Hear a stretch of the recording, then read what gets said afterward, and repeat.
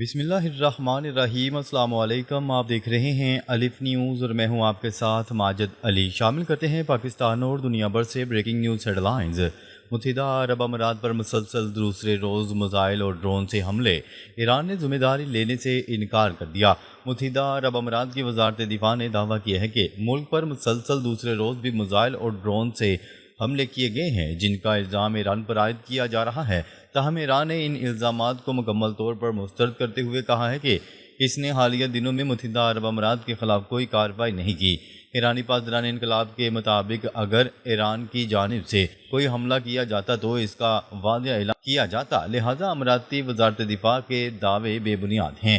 دوسری جانب اماراتی حکام کا کہنا ہے کہ منگل کو ہونے والے حملے سے ایک روز قبل بھی حملوں میں کم از کم 3 افراد زخمی ہوئے تھے، جبکہ فجیرہ کے آئل تنصیبات میں ڈرون حملے کے باعث آگ بھڑک اٹھی تھی۔ تازہ حملے کی تنصیبات کی مکمل تفصیلات فوری طور پر سامنے نہیں آ سکیں۔ یہ کشیدگی ایسے وقت میں بڑھ رہی ہے جب امریکہ اور ایران کے درمیان جنگ بندی کمزور پڑتی دکھائی دے رہی ہے۔ خبر کے اگلے حصے میں بات کرتے ہیں ایران کی متحدہ عرب امارات پر حملوں کی سختی سے تردید، الزام کو پراپیگنڈا قرار دے دیا۔ ایران نے متحدہ عرب امارات پر حملوں کی سختی سے تردید کر دی ہے۔ ایرانی فوج کے ترجمان نے متحدہ عرب امارات پر کسی بھی قسم کے میزائل یا ڈرون حملے کی سختی سے تردید کرتے ہوئے کہا ہے کہ ایران کا ان کارروائیوں سے کوئی تعلق نہیں۔ ترجمان کے مطابق ایران پر لگائے جانے والے تمام الزامات بے بنیاد، جھوٹے اور منفی پراپیگنڈا کا حصہ ہیں۔ انہوں نے کہا ہے کہ ایران کے کسی بھی جزیرے، بندرگاہ یا ساحلی علاقے پر حملے کی صورت میں بھرپور اور مؤثر جواب دیا جائے گا۔ ایرانی فوج کے ترجمان کا مزید کہنا تھا کہ خطے میں مسلمانوں کی موجودگی کے باعث ایران نے اب تک صبر و تحمل کا مظاہرہ کیا ہے، تاہم ملک کی سلامتی پر کوئی سمجھوتا نہیں کیا جائے گا۔ خبر کے اگلے حصے میں بات کرتے ہیں پاکستان اور دیگر ممالک کی درخواست پر ڈونلڈ ٹرمپ کا پروجیکٹ فریڈم عارضی طور پر روکنے کا اعلان۔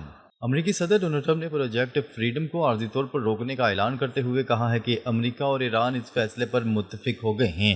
انہوں نے کہا ہے کہ یہ وقفہ دونوں ممالک کے درمیان ممکنہ حتمی معاہدے پر دستخط کے امکانات کا جائزہ لینے کے لیے دیا گیا ہے۔ صدر ڈونلڈ ٹرمپ نے واضح کیا ہے کہ ایران پر عائد بحری ناکہ بندی بدستور مکمل طور پر برقرار رہے گی۔ ان کا کہنا تھا کہ پاکستان اور دیگر ممالک کی درخواست پر اس منصوبے کو عارضی طور پر روکا گیا ہے۔ اپنے بیان میں صدر ڈونلڈ ٹرمپ کا کہنا تھا کہ ایران کے خلاف مہم کے دوران امریکہ کو زبردست فوجی کامیابی حاصل ہوئی ہے اور اب دونوں ممالک کے درمیان حتمی معاہدے کی جانب نمایاں پیش رفت ہوئی ہے۔ خبر کے اگلے حصے میں بات کرتے ہیں آبِ ہرمز کشیدگی پر اسرائیل کی ایران پر نئے حملوں کی تیاری، امریکی فیصلے کا انتظار۔ آبِ ہرمز کے گرد بڑھتی ہوئی کشیدگی کے بعد اسرائیل نے ایران پر نئے ممکنہ حملوں کی تیاری شروع کر دی۔ امریکی نشریاتی ادارے CNN کے مطابق اسرائیلی ذرائع کا کہنا ہے کہ ان حملوں میں ایرانی انرجی انفراسٹرکچر اور اعلیٰ ایرانی قیادت کو نشانہ بنانے کا امکان زیر غور ہے۔ رپورٹ کے مطابق حملوں کے حوالے سے فیصلہ امریکی صدر ڈونلڈ ٹرمپ کریں گے کہ آیا کارروائی کی جائے گی یا نہیں۔ ذرائع نے دعویٰ کیا ہے کہ صدر ڈونلڈ ٹرمپ آبِ ہرمز کی بندش اور خطے میں پیدا ہونے والے ڈیڈ لاک پر تشویش اور جھنجھلاہٹ کا اظہار کر رہے ہیں۔ تاہم اس دوران یہ بھی بتایا گیا ہے کہ امریکی قیادت کی جانب سے اشارے مل رہے ہیں کہ امریکہ ایران کے ساتھ کسی نئی بڑی جنگ میں الجھنے کا خواہاں نہیں ہے۔ ماہرین کے مطابق خطے کی موجودہ صورتحال انتہائی حساس مرحلے میں داخل ہو چکی ہے اور کسی بھی فیصلے کے سنگین اثرات مرتب ہو سکتے ہیں۔ خبر کے اگلے حصے میں بات کرتے ہیں ایرانی وزیر خارجہ کی اہم دورے پر بیجنگ آمد، چینی ہم منصب سے ملاقات۔ ایران کے وزیر خارجہ عباس اراغچی چین کے دارالحکومت بیجنگ پہنچ گئے ہیں، جہاں وہ اپنے چینی ہم منصب وانگ ای کے ساتھ اہم ملاقات کریں گے۔ چینی وزیر خارجہ وانگ ای پہلے ہی امریکہ اور اسرائیل کی جانب سے ایران کے خلاف جنگی کارروائیوں کو غیر قانونی قرار دے چکے ہیں، جس سے دونوں ممالک کے درمیان سفارتی ہم آہنگی مزید واضح ہوئی ہے۔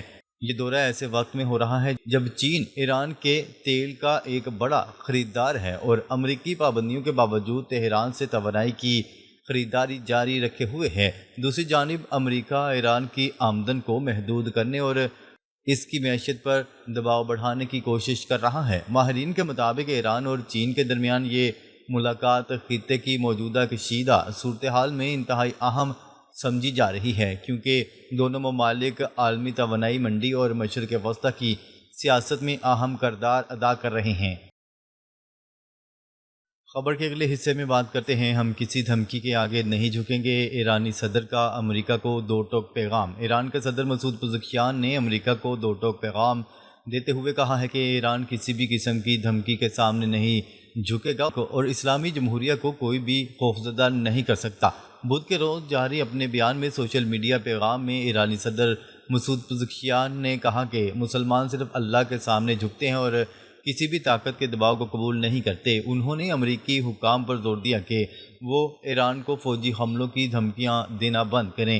مسعود پزشکیان کا مزید کہنا تھا کہ موجودہ عالمی نظام میں ناانصافی، قانون کی خلاف ورزی اور ظلم بڑھ رہا ہے، جس کی بڑی وجہ یہ ہے کہ سیاست کو صرف طاقت تک محدود کر دیا گیا ہے۔ انہوں نے مزید کہا ہے کہ ایران خود کو اپنی ذمہ دار ریاست کے طور پر پیش کرتا ہے، جو اخلاقی اصولوں پر قائم ہے اور عالمی سطح پر انصاف اور استحکام کا حامی ہے۔ ماہرین کے مطابق ایرانی صدر کا یہ بیان ایسے وقت پر سامنے آیا جب امریکہ اور ایران کے درمیان کشیدگی بڑھ رہی ہے اور خطے میں فوجی تناؤ میں اضافہ دیکھا جا رہا ہے۔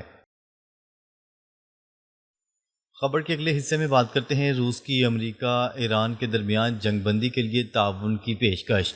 روس نے ایران اور امریکہ کے درمیان 2 ماہ سے جاری جنگ کے خاتمے کے لیے اپنا کردار ادا کرنے کی پیشکش کر دی۔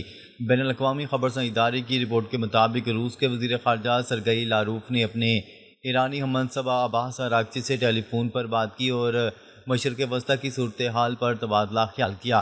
رپورٹس کے مطابق ایرانی ہم منصب کو روسی وزیر خارجہ نے یقین دلایا کہ روس خطے میں کشیدگی کم کرنے اور امن کے قیام کے لیے ہر ممکن تعاون فراہم کرنے کو تیار ہے۔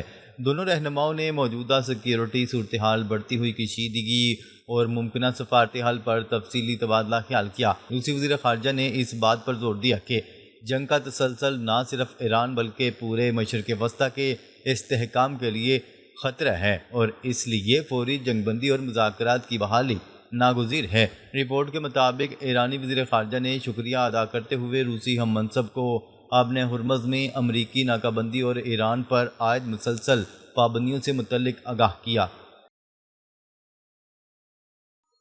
خبر کے اگلے حصے میں بات کرتے ہیں، روس کے عارضی جنگ بندی سے پہلے یوکرین پر تباہ کن حملے۔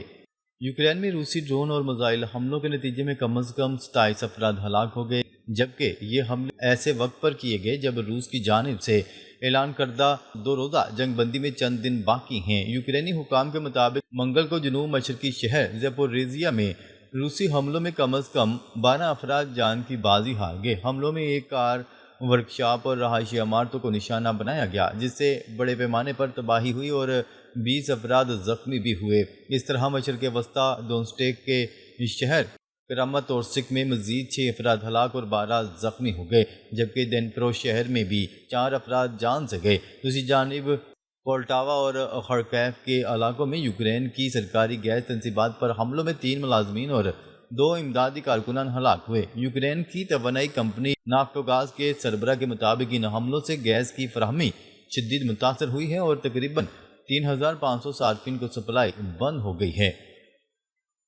ناظرین، اب تک کے لیے اتنا ہی۔ مزید خبریں لے کر بہت جلد آپ کی خدمت میں حاضر ہوں گے، تب تک کے لیے اپنا خیال رکھیے گا۔ اللہ نگہبان۔